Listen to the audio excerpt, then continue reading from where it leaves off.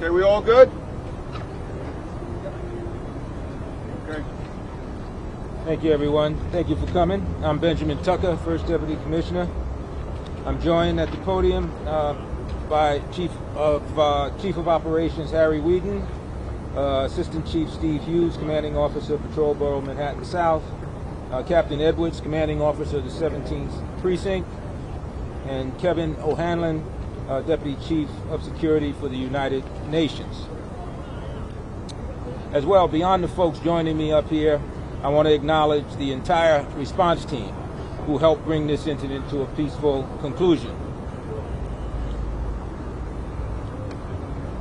From the initial police officers on scene to the emergency services unit, our hostage negotiators, the strategic response group, and the incredible detectives who immediately went to work on this investigation, and our partners at the fire department and EMS.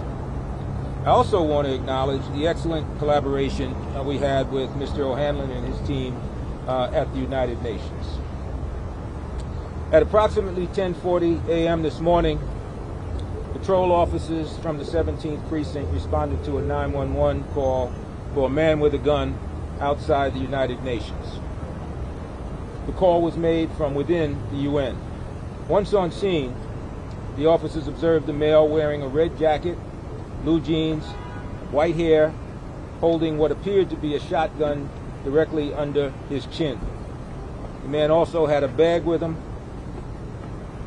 The officers immediately secured a safe perimeter, while additional resources responded to the scene. The emergency services unit made initial contact with the individual, and I want to bring Chief Whedon to share his situation, share how the situation developed from there. Harry? Thanks, Commissioner. Upon arrival, emergency service unit's officers secured the block, clearing the area of civilians. Using ballistic cover, ESU officers approached the individual, attempted to isolate and contain him, while also beginning a dialogue. One of our ESU officers, Police Officer Matthew Labrizzi, did a great job. He began the dialogue with the individual and continued the conversation throughout the entire incident. Based on statements he made, we knew early on that this did not appear to be terror-related. He had some papers he wanted delivered to the UN. The dialogue went back and forth about how we might be able to accommodate his request and bring the incident to a peaceful conclusion. Ultimately, members of the emergency service unit took possession of the papers and were able to deliver them to the UN. As a result, the individual put down his shotgun and was taken into custody without incident at approximately 1:40 p.m. He was transported to an area hospital for evaluation. I want to commend all of the officers involved who put themselves in harm's way, who relied on their training, and got the job done without anyone getting hurt.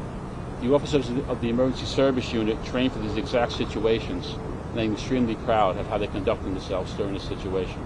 I want to turn it back to Commissioner Tucker at this point. Thanks, Harry. So now let me update you on where we are with the investigation. The Detective Bureau got to work right away on this incident, as I mentioned. We're not going to identify the individual at this time, but I will say that he does not have a criminal record or criminal history, neither here in New York nor elsewhere around the country. I will say that he is originally from Florida. Florida? Florida. And in tracing his route to the UN, investigators determined he walked from a hotel on 44th Street, which he checked into yesterday. Detectives also learned there was a pickup truck connected to the individual parked outside the hotel. I want to assure everyone that the bomb squad has swept the hotel, has swept his hotel room, and the truck. And there are no outstanding threats connected to any of those items at this time. The investigation remains active and ongoing by the detectives, and charges are still pending. And just as I end here, and we take questions, I want to just say that when it comes to the way this situation was handled, it makes me proud. you know, these events unfold and they can go in very different directions at any given time. But the officers who responded that I recognized a moment ago, our fire department was on hand, the EMS. The idea here is, and our hostage negotiators is to work together and to bring this to the kind of conclusion that we actually were able to get. And so, job well done to the members on scene, and Harry and your people.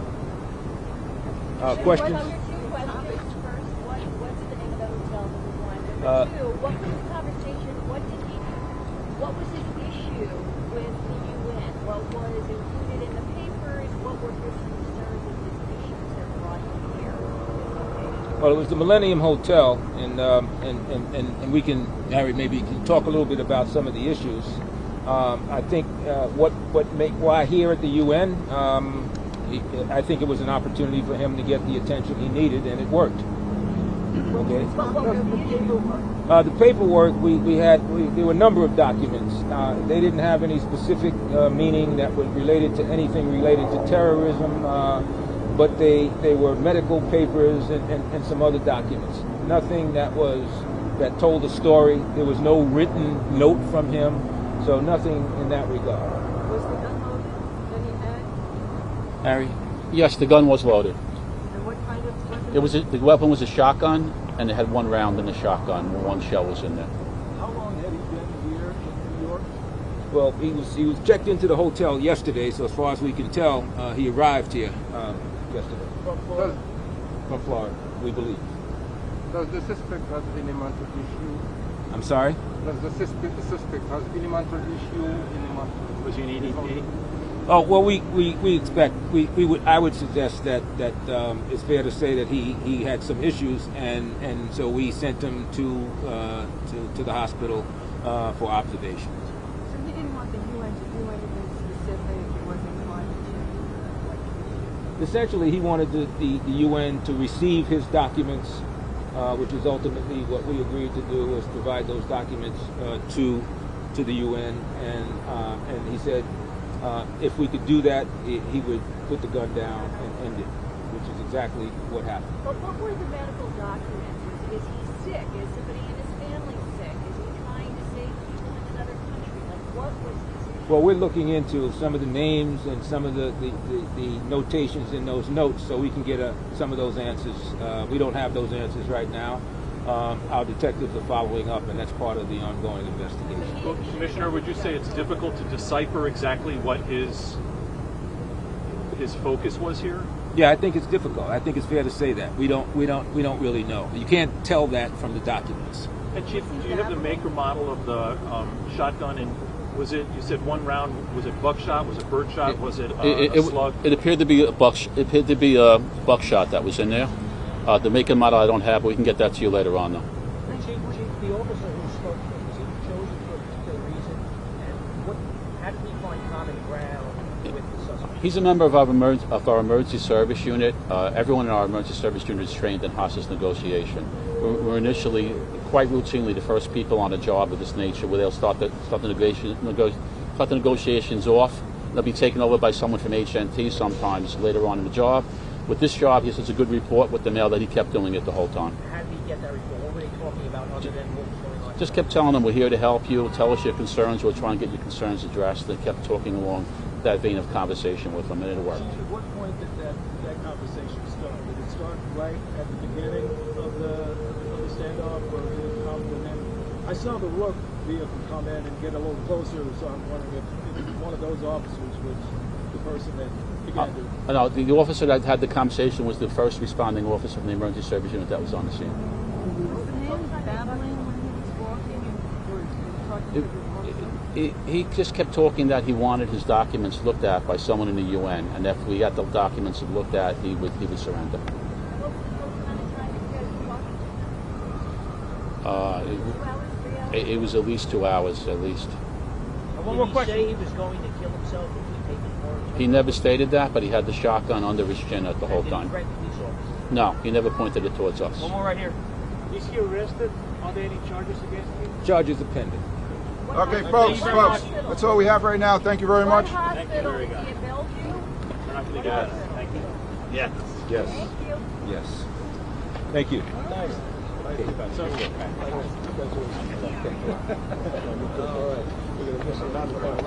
Remember the rule. You will. All right.